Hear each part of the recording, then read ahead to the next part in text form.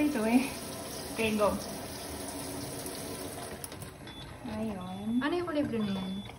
This is for the machine to produce the different pH. So you can click on beauty water. It acts like a toner. Clean water for medication or for babies because the normal pH of babies is 7. And then these are the Kangen waters. Kailangan English. Pero pwede sa sa ibang mga ka-word. So, ito beauty water. Para pag naghihilamos. Para siyang toner, pwede mo siyang lagay sa spray bottle. Pwede mo siyang gawing mist. Refreshing mist. Instead of buying mist. Tapos yung dito, pwede mo siyang i-adjust lang para shower or normal lang na water. Just little. Iyan tap, yung isang inano mo. Shower. Shower. Okay. Don't throw it. Because We will get another water. Okay. Do not touch it. Yeah, we will get drinking water. Ngayon, yung Kangen. Ito yan, Kangen. 8.5, 9, or 9.5. Wait.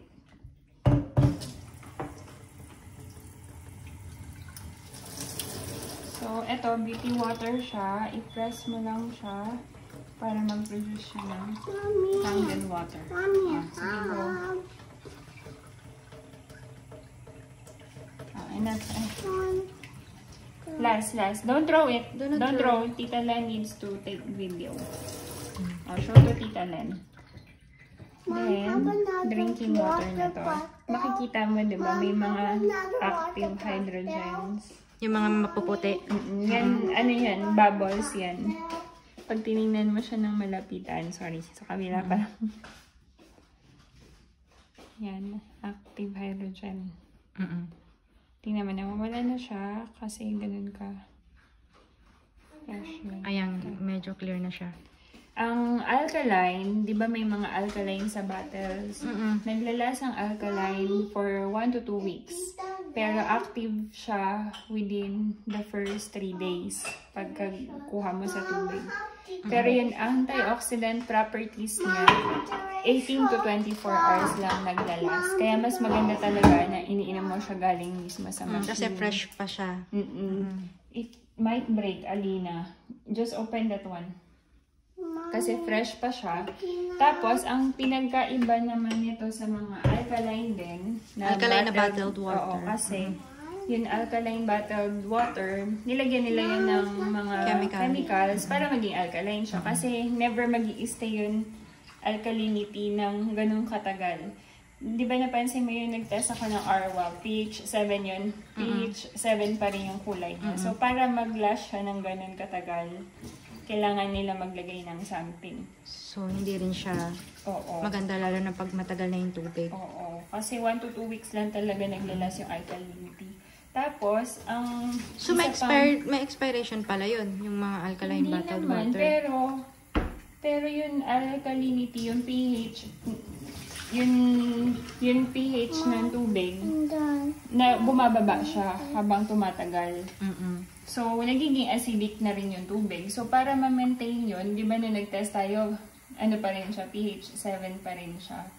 So, ibig sabihin, may nilagay sila dun para ma-maintain yung pH 7. Ngayon, ito namang itong pang-bata, kunyari, mga pamangkin ko. Mga baby, kasi ang baby, normal pH ng baby, alkaline kasi ang katawan ng tao pagkalabas natin sa earth. So, ang normal pH natin 7. Okay. Ito kasi masyado na itong mataas para sa kanila. Yung Kangen. Okay. Tayo kasi masyado na tayong acidic. Kaya ano.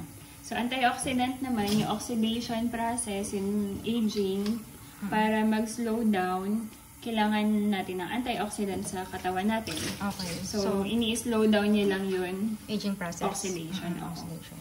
So, ano pa ba? Ang isa pang components ng machine, microclustered. Ibig sabihin, pag dumaan siya dun sa system, yung molecules kasi ng tubig, lumalaki. Lumalaki siya. Yung mga nasa bottled water, malaki na siya. Diba, every time na may oxygen, pag kumukuha ka sa tubig, may, nag-recreate siya ng parang ganun na bubbles. So, lumalaki siya, habang tumatagal. At saka malaki talaga yung molecules. Isipin mo parang size ng grapes. So, para pumasok siya, ma-hydrate yun. Internal organs mo, yung body mo, it takes time. Ito, microclustered, it means na break down niya yung molecules para ma-absorb siya ng body natin easily. Na, pag first time mo uminom ng Kangen, possible na magkaroon ka ng head rush, parang lightheaded. Kasi 30 seconds, ma-absorb niya yung brain mo. Pero mawawala din yun agad. So, yun yung mga may 4 na side effect.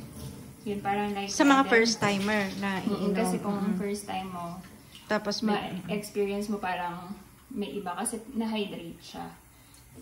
Ano rin siya, nagdi-detoxify din siya. Kaya mapapansin mo mas madalas ka na sa washroom. Di ba parang konting inom lang natin ng tubig, wiwi tayo ng wiwi. Hindi katulad pag bottled water, kailangan isang ito konting inom lang, parang hydrate na. Hydrate ka na. Ano pa ba? So, ang pinaka-minimum pH niyan, 7 na. Wala nang bababa sa 7. Meron din. Ayan, may 2.5, may 6. Para saan yung 2.5? Ito for sanitizing. Nagsasanitize ka. Tulad ng parang sanitizing, pang hand wash lang siya. Ng kamay. Pwede mo rin siyang pagka ito yung prines mo, may dalawang water niya lalabas. 2.5 dun sa maliit na tube. Tapos, dito, 11.5. Yung 11.5, good siya for removing pesticides sa mga vegetables. So, hindi siya pwedeng inumin. Hindi siya pwedeng inumin. Palinis lang siya ng mga vegetables. Oo. Or pwede mo rin siyang palinis ng mga granite. Mga ano. Tapos ito 11.5. Ito 2.5. Ito 2.5. Para sa pang-hand wash. Para gano'n. So, kung wala kang, tawag dito, sanitizer, pwede siya. Oo, pwede rin. Wala kasi tayong tomato para baka pwede natin i-try. Alina, let's try. Okay. Tapos yung pang-beauty, pH 6 siya. Okay. Try tayo maglagay ng ng oil. Okay. Sa normal water. Dito. It's my turn. Your turn. Your turn, Mom. My turn. Okay. Saan na ba yung dito sa 11.5? Mom, it's my turn. Can we get water here? Get water here, please. Here.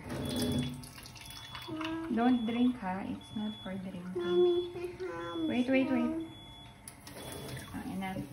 Wait only. I just need to do something. What? So, ito, ang pH nito? 11.5 to. Yan, normal lang. Yung sa malit na tapos ito normal na lang. Babe, it will break. But I want my water.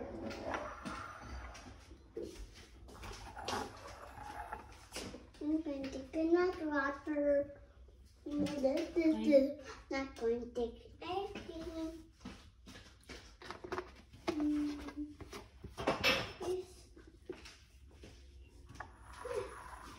Right.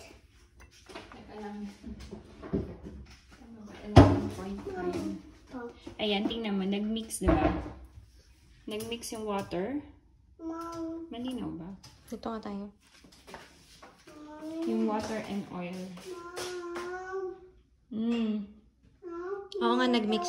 Nag-mix siya, diba? Pero ito, normal tap water lang to. Nakahiwalay. Oo, nakahiwalay. Kasi yung pesticide, yung mga pesticides, made up of oil siya. Okay. Oo, kaya niya natatanggal yung pesticides. I'm talking to someone. Ayan. Kaya niya natatanggal yung mga pesticides sa hala. Ay! No! Oh, no! That's Tita Nika's glass. If it will break, oh no. Tita Nika will be very, very mad. See? You want Tita Nika to get mad? Ay! Ay, they can see you in the video. Show the video. This is Alina. No. She's turning 3 on... When is your birthday? When is your birthday? Now. Ba? So, ito pa last na lang. Paano ngayon siya lilinisin? Lilinisin mo siya, eto. Kasama na to sa box. May ilalagay ka na powder. Pag naglinis ako, pakita ko. May ilalagay ka na powder. Sige, sa susunod na yung sa part 2. Part 2 na lang. Okay, hanggang dyan lang muna tayo.